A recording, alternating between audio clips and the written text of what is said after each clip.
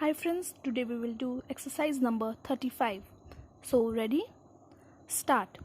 Challenge in this appeal is the judgment of the learned single judge of the Patna High Court holding that the appellant were not entitled to a decree for specific performance of contract.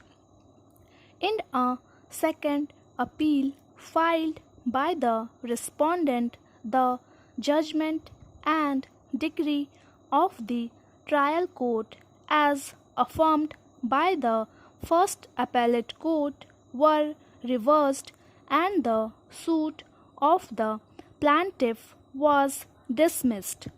Originally, the suit was filed by the husband of the appellant number 1 after death of the appellant number 1. His legal heirs were substituted. The High Court proceeded on the basis that the plaintiff had not proved that he was ready and willing to perform his part of contract. There was neither pleading nor evidence was tendered in terms of requirement of Section 16C of the Specific Relief Act 1963. Learned counsel for the appellant highlighted as to how the judgment of the High Court suffered from various infirmities both factually and on principle of law. None appears for the respondent, though she was represented by a counsel who did not appear on several dates of the hearing and also is not present today. The High Court recorded finding to the effect that there were no specific averment in the pleading that the plaintiff was ready and willing to perform his part of contract, and also no evidence was adduced in this regard.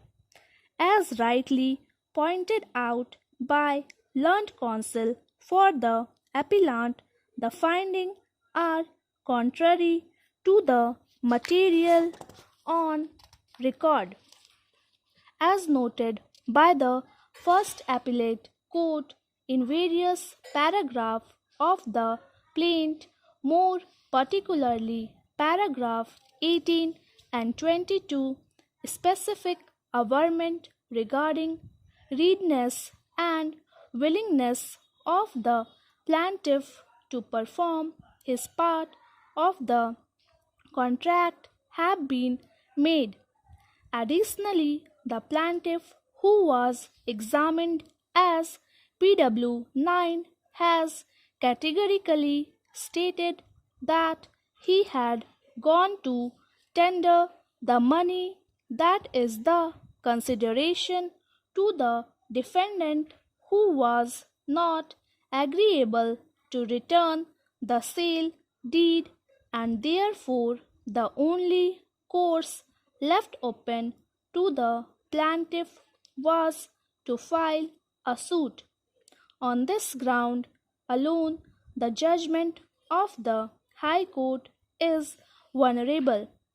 Another factor which appears to have weight with the High Court is that even though 1 month time was granted by the trial court of the plaintiff to deposit a sum of rupees 1500, this was not done. This again is a finding contrary to the material on record. There can be no quarrel with the proposition that in a suit for the specific performance of the contract, the plaintiff must prove that he was ready and willing to perform his part of contract continuously between the date of the contract and the date of hearing of the suit, but the finding that the plaintiff has not proved his capacity to perform his part of the contract, as he was not even ready to deposit the money in terms of the trial court order, is factually wrong. It appears that no such plea was raised by the defendant before the first appellate court. Thank you.